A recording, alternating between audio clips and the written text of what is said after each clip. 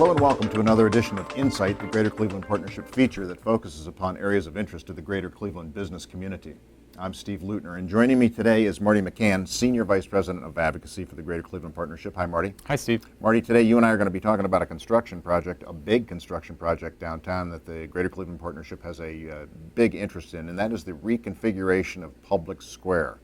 Tell us a little bit about the project. So several years ago, the mayor commissioned a group called the Group Plan Commission that was really focused on three projects: lakefront access, the malls in the central downtown area, and Public Square, to really bring these areas back to life and really draw more folks to them. So Public Square has been a large interest of ours going back several years, but we really took advantage of this opportunity with the RNC coming in 2016 to try to accelerate that along a timeline that would allow us to complete it and have this new vibrant central downtown ready when they got here. So it's about a $50 million project all in.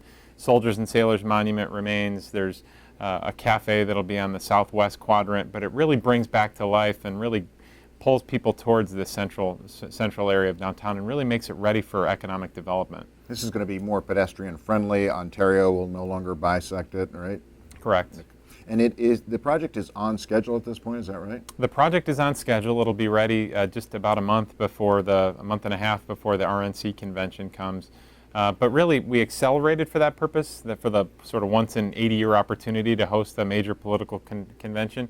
But really, this will exist in our community for decades to come. So we really wanted to make sure it's done to a standard that it deserves in being sort of the central convening area of our downtown. Now, most of the financing for this is in line and acquired, and the majority of this money is coming from the private sector. Could you talk about the finances of this a little bit? So about 90% of the money is in the $50 million project that's underway.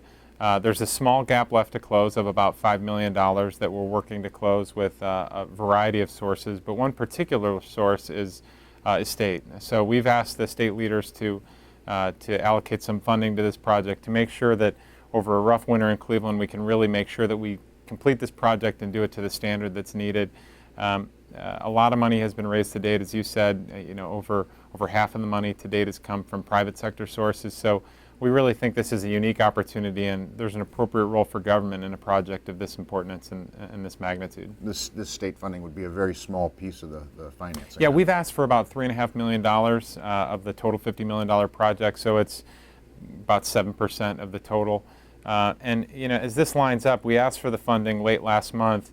A few days later, the guidance for the next state capital bill came out, which is a bill that's done every 2 years and would have been a natural target for this sort of project. But that bill probably won't be completed until spring, March, April timeline, which doesn't sequence with what we need to do from a Public Square standpoint between now and then. So we're really hopeful that as the state wraps up its work with the rest of 2015, that there's an opportunity for us to include some funding for this project. Well, this Public Square reconfiguration is another big part of downtown Cleveland's huge revitalization, which just continues. Agreed.